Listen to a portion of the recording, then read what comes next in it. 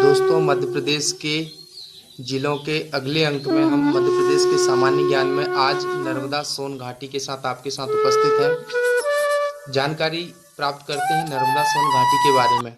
यह प्रदेश का सर्वाधिक नीचा भाग है, जिसकी लंबाई 300 से 400 मीटर तक फैली हुई है। यह 22 अंश 30 मिनट से 23 अंश 45 मिनट तक का इसका लोकेशन है। उत्तरी अक्षांश तक तथा 74 अंश पूर्वी देशांतर से 81 अंश 30 मिनट के मध्य में यह स्थित है। नदियां यहाँ की प्रमुख कौन कौन सी हैं दोस्तों? नर्मदा सोन घाटी में नर्मदा नदी है, सोन नदी है, जोइला नदी है। उद्गम इसका अमरकंटक से है। सोन और नर्मदा का उद्गम कहाँ से होता है? अमरकंटक से होता है, जो कि नर्मदा नदी पूर्व से पश्चिम की दिशा बहती हुई चली जाती है और सोन नदी यह बिहार में जाके नर्मदा नदी से मिल जाती है।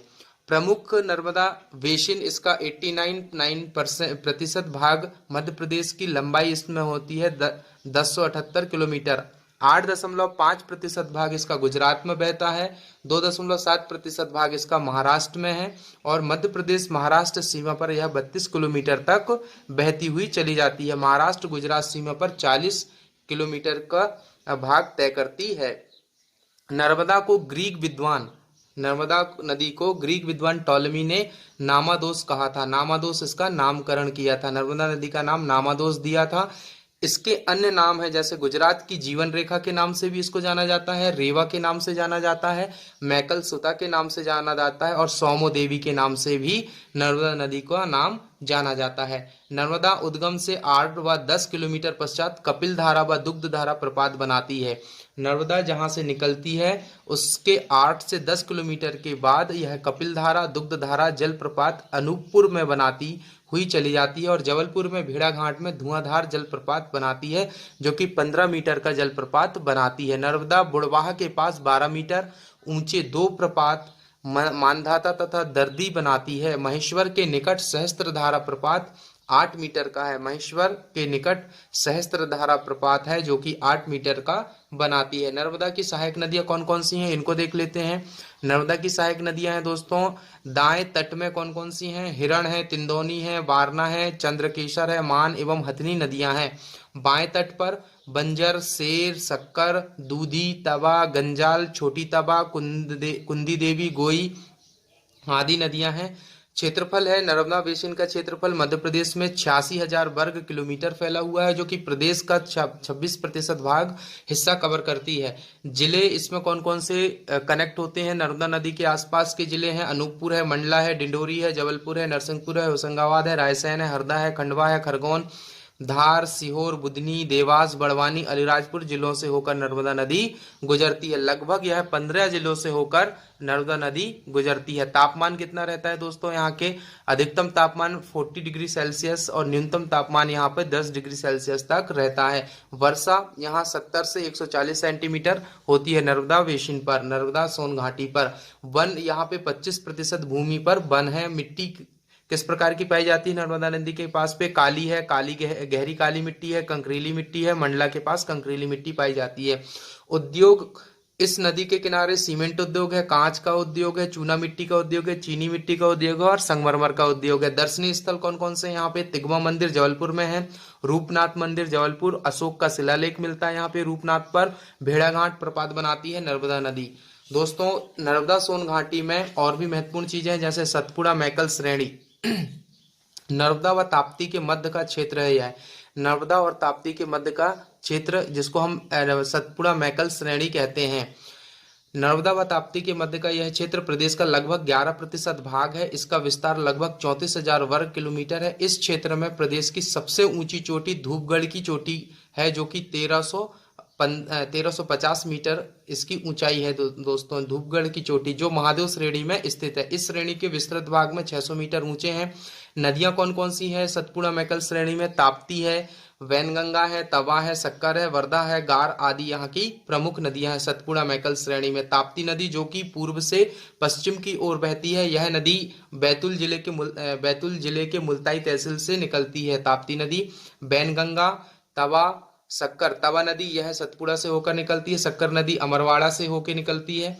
वर्धा, गार आदि यहाँ की प्रमुख नदियां हैं। जिले हैं खंडवा, खरगोन, बड़वानी, बैतूल, बालाघाट, छिंदवाड़ा, सिवनी, बालाघाट, मंडला, बुरहानपुर, यह जिले यहाँ के प्रमुख जिले हैं सतपुड़ा मैकल श्रेणी के। तापमान यहाँ का रहता है 30 डिग्री मतलब 30 डिग्री से इसका अधिकतम तापमान है। न्यूनतम तापमान इसका 18 डिग्री सेल्सियस है। मिट्टी यहाँ की छिछली काली मिट्टी है, काली मिट्टी है, साधारण गहरी काली मिट्टी। खरगोन में लाल व पीली मिट्टी, बालाघाट सिवनी के क्षेत्र पे ये लाल पीली मिट्टी पाई जाती है। दोस्तों खनिज पदार्थ यहाँ के कौन कौन से हैं? मैंगनीज भरवेली खदान है जो कि बालाघाट में पाई जाती है और छिंदवाड़ा में भी इसकी खदानें पाई जाती हैं खनिज की। ताम्र बालाघाट में बैहर तहसील के मलाज खंड में यह तांबे की खदानें हैं। बॉक्साइट पाया जाता है दोस्तों बालाघाट की बैहर तहसील में भी बॉक्साइट है। चीनी मिट्टी छिंदवाड़ा में मिलती है। फेल्सपार छिंदवाड़ा में है। संगमरमर बैतूल, सिवनी, छिंदवाड़ा में दोनों जगह यह तीनों जगह संगमरमर पाया जाता है। कोयला नरसिंहपुर, होशंगाबाद, बैतूल, छिंदवाड़ा, शाहपुरा, तवा क्षेत्र, बैतूल, होशंगाबाद, कानन व पेंच घाटी पे यह कोयला क्षेत्र पाया जाता है। वन सागौन के वन है, यहाँ पे बांस के है, साल के वन है। उद्योग सूती वस्त्र उद्योग है, कागज कारखाना, नेपानगर खनन उद्योग है। दर्शनीय स्थल कौन कौन से हैं दोस्तों? यहाँ के दर्शनीय स्थल है पचमढ़ी हिल स्टेशन, असीरगढ़ का किला है, बुरहानपुर बादशाही किला व बीबी की मस्जिद जो कि बुरहानपुर में है। इसी बुरहानपुर में अपने मुमताज महल की कब्र बनाई गई थी इसी बुरहानपुर पे। बघेलखंड का पठार दोस्तों, बघेलखंड के पठार में देखते हैं कि सोन नदी से पूर्व तथा सोन घाटी के दक्षिण का क्षेत्र, सोन नदी के पूर्व की तरफ और सोन घाटी के दक्षिण के क्षेत्र को हम बघेलखंड को कहते हैं, जो कि 1550 मीटर से अधिक ऊंचा नीचा तथा कटा फटा क्षेत्र है। यह विस्तृत क्षेत्र में आद्य महाकल्प और जुरैसिक काल के शैल समूह यहाँ पे मिलते हैं।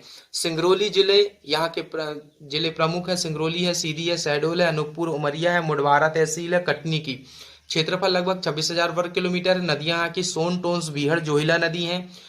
मिट्टी यहाँ की लाल बलुई मिट्टी है। उष्ण कटिबंधीय क्षेत्र, वन साल, सागौन, हर्रा, तेंदू के यहाँ पे वन पाए जाते हैं। सीमा लगती है, कौन कौन से जिले लगते हैं इसमें? सिंगरौली है, सीधी है, शहडोल, अनूपपुर, बालाघाट छत्तीसगढ़ से स्पर्श होते हैं। दर्शनीय स्थल यहाँ के बांधवगढ़ राष्ट्रीय उद्यान है, यहाँ पे पर्यटन क्षेत्र है दोस्तों। यह अमरकंटक, सोन नदी है, नर्मदा नदी है, जोहिला का उद्गम स्थल यहीं से माना जाता है। स्थिति इसकी 23 अंश से 40 मिनट, 24 अंश से 35 मिनट उत्तरी अक्षांश में है स्थित है और 80 अंश 5 मिनट से 82 अंश 48 मिनट पूर्वी देशांतर तक फैला हुआ। इतिहास क्या है यहाँ का?